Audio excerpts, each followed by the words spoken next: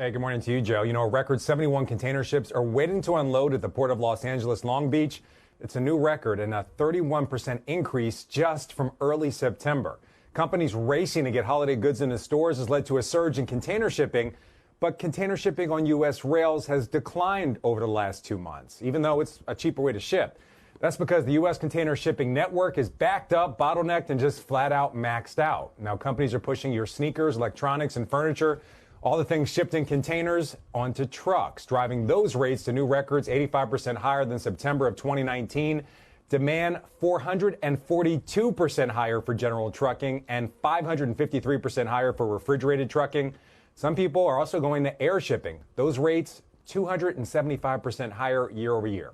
With so much shifting in the supply chain and companies looking to move goods however they can, more freight is expected to be shifted to truckers that carry goods from various companies in the same load.